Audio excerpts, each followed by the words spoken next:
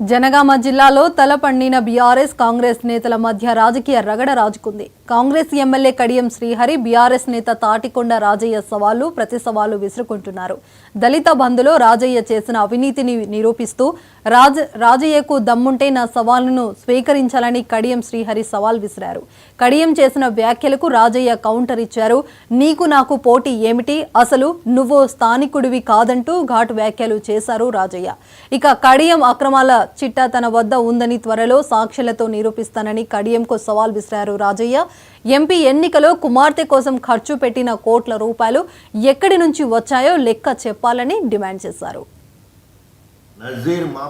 కడియం శ్రీహరి గారు, నిన్న మీరు విసిరిన సవాల్ను నేను స్వీకరిస్తున్నా.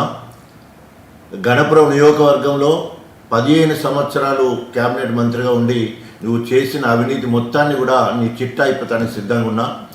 ప్రత్యేకంగా నేను 2 అంశాలు తీసుకున్నా. ఒకటి, దేవునూరు భూముల విషయంలో హనుమకొండ జిల్లా మొత్తానికి ఏకైక ఫారెస్ట్ దేవునూరు ముప్పారం వేలేరు ప్రాంతంలో ఉంది.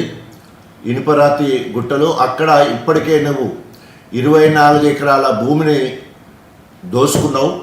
మళ్ళీ 25 ఎకరాలు దోసుకోవడానికి నీ అల్లుడిని రంగంలో దించి నజీర్ మాఫియా ఇవాళ గణపురం మొత్తాన్ని కూడా అక్రమ అర్జనలకు పాల్పడుతూ ఉన్నది.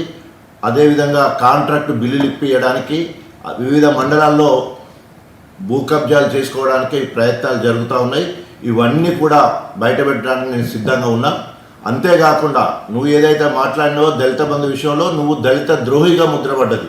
నేను దాదాపు 643 మందికి మినీ డైరీ ఇప్పించిన, తర్వాత 100 మందికి దళిత బంధు ఇప్పించిన, 1100 మందికి వచ్చే క్రమంలో దళిత ద్రోహిగా అడ్డుపడ్డావు. నువ్వేదో 100 మంది నిరూపిస్తా అంటున్నావు. నువ్వు నిరూపిస్తే నేను సిద్ధంగా ఉన్నా. నువ్వు ఇస్తున్న సవాల్కు. కడియం శ్రీహరి